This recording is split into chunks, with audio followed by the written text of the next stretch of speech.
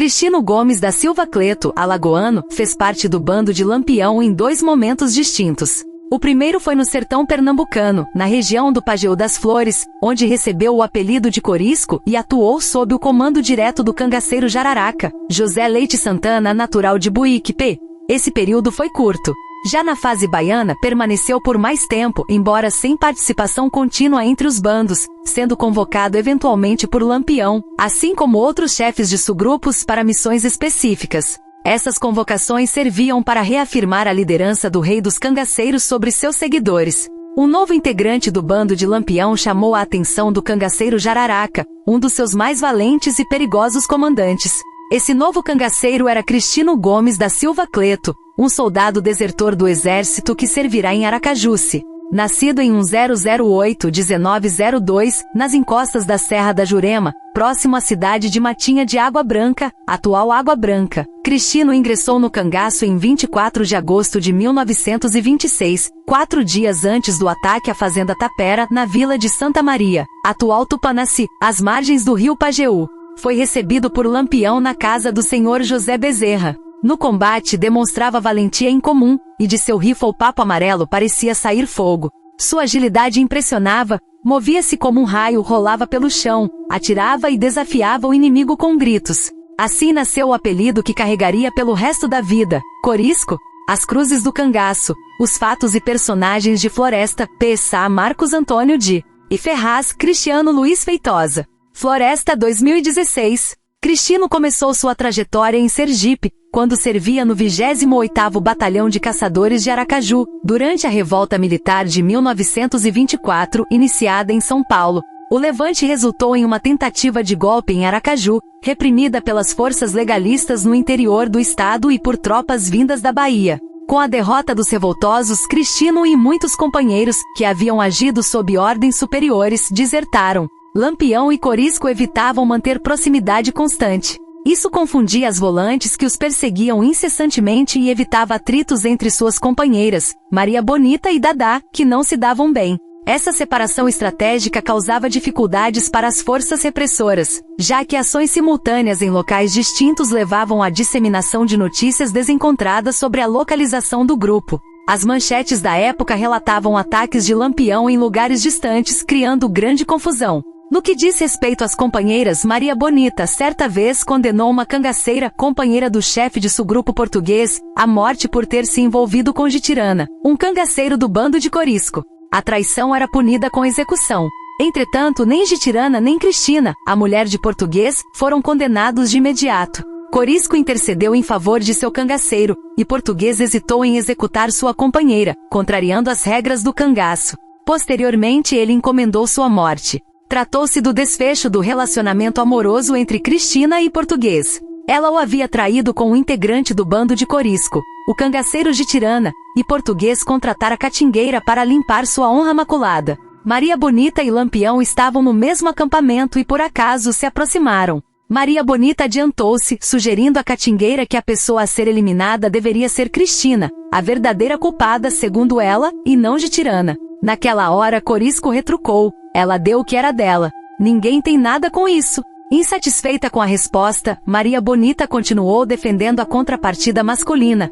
Mas Português vai ficar desmoralizado. Já impaciente com aquele confronto, o Diabo Louro deu um basta à discussão.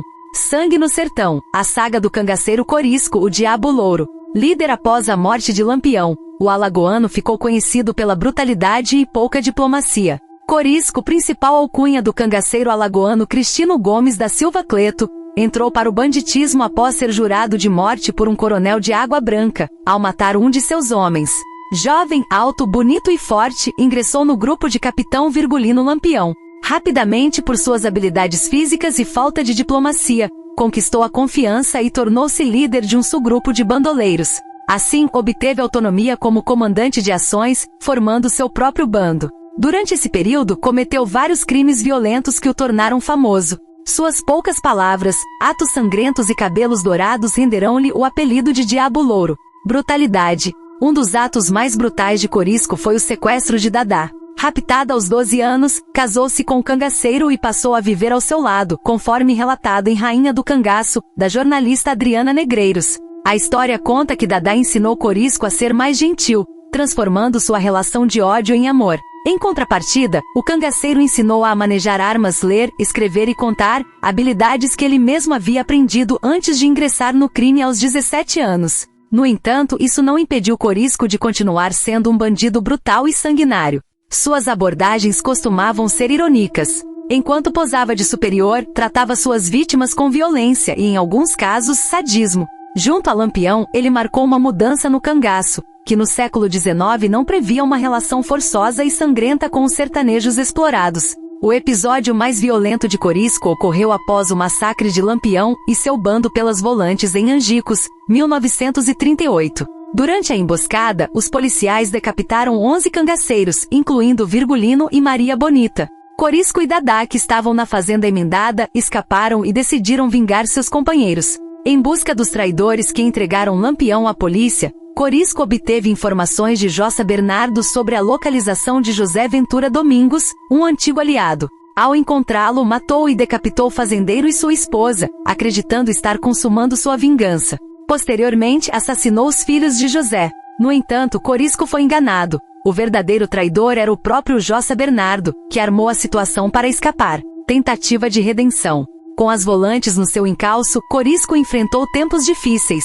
O governo Vargas intensificou o combate ao cangaço, e os líderes eram sistematicamente eliminados. Durante um ataque, Corisco foi baleado e perdeu o movimento da mão direita. A partir de então, Dadá tornou-se a atiradora do grupo. Seu comportamento brutamontes afastou seus aliados, e os coronéis deixaram de apoiá-lo. Por 2 anos, ele vagou pelo sertão sem encontrar refúgio. Em maio de 1940, já debilitado, Corisco tentou fugir com Dadá pelo sertão baiano. Cortou os cabelos e buscava refúgio, mas não pretendia se entregar. Contudo, foi interceptado pela volante liderada pelo aspirante José Rufino, em Barra do Mendes. Apesar de querer aproveitar a anistia concedida por Getúlio Vargas aos cangaceiros desistentes, recusou-se a ser capturado por Rufino. Resistindo, foi metralhado na barriga e morreu no mesmo dia. Ao ser morto, Corisco já não era um cangaceiro em atividade. Ele havia cortado os longos cabelos, abandonado os arreios e, devido aos ferimentos nos braços, não conseguia mais manejar uma arma longa.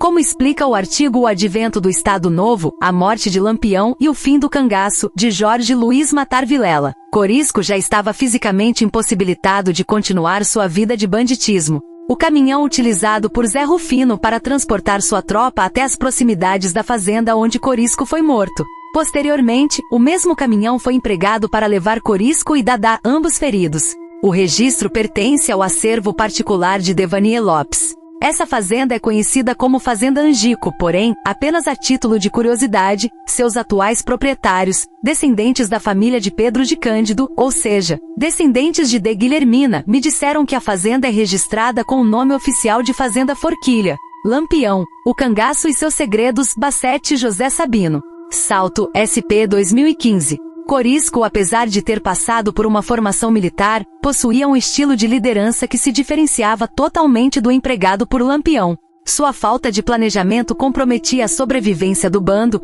pois frequentemente priorizava a emoção em detrimento das estratégias de ataque, defesa e fuga. Uma prova disso era a forma como ele e outros chefes realizavam extorsões. Enviavam bilhetes exigindo quantias em dinheiro, mas, em vez de receberem os valores pedidos, muitas vezes recebiam respostas desafiadoras que os incitavam a buscar pessoalmente o montante. Com a morte de Lampião, o cangaço entrou em colapso. Os cangaceiros remanescentes ficaram desnorteados, sem saber como agir ou onde conseguir munições. Lampião nunca revelou quem eram seus fornecedores, pois ele próprio distribuía as armas e munições entre os subgrupos.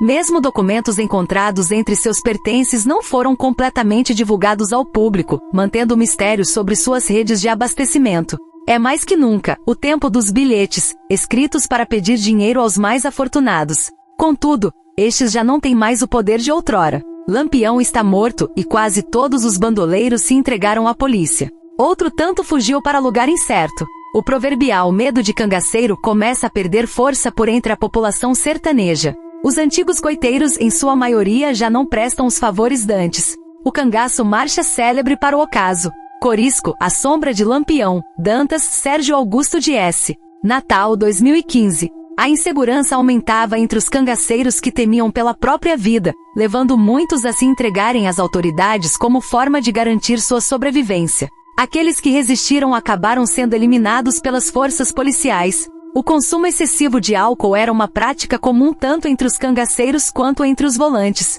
Alguns bebiam por prazer, enquanto outros recorriam à bebida para atenuar o medo de matar e morrer. Corisco, em particular, tornou-se dependente do álcool, o que comprometeu sua capacidade de liderança. Com isso, Dadá assumiu o comando do grupo, fato que gerou resistência entre os cangaceiros, levando alguns a abandonarem o bando e buscarem refúgio nas autoridades. Nas raras horas em que está sóbrio, Corisco apresenta raciocínio embotado, humor depressivo. É aí que Dadá, desnuda de qualquer cerimônia, se arvora na qualidade de chefe da falange. Assume o comando do resto do grupo sem o menor constrangimento, e sem qualquer resistência por parte do marido.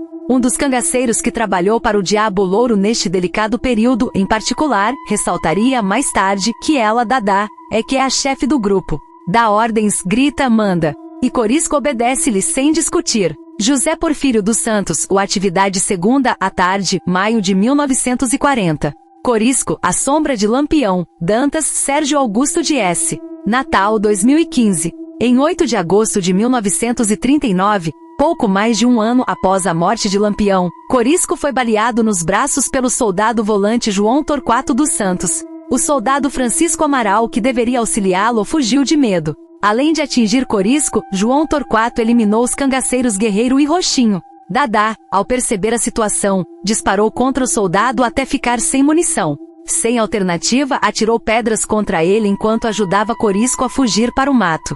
Surpreso se ver frente a frente com apenas um soldado. A surpresa lhe foi fatal. Havia perdido precioso tempo. O tempo necessário para João Torquato disparar a sua arma e atingi-lo, com incrível sorte, justamente nos dois braços do lendário cangaceiro. A companheira de Corisco aparece, com todo o esplendor de sua coragem e valentia, à frente daquele homem fardado que mais parece um demônio. Não irá abandonar o seu amado em momento tão doloroso. Irá defendê-lo até, se preciso fosse a morte, atira no temível agressor. Os disparos são contínuos. João desvia sua atenção de Corisco e se vê obrigado a enfrentar a guerreira. Dadá atira sem parar. Atira e empurra o companheiro para uma baixada ali perto. As balas de sua arma acabam e a cangaceira, como se fosse uma sussuarana defendendo seus filhotes, se vale de um novo e inesperado armamento, pedras. Apanhando-as, sacode-as no maldito que queria matar o seu grande amor. Lampião além da versão, Mentiras e Mistérios de Angico, Costa Alcino Alves.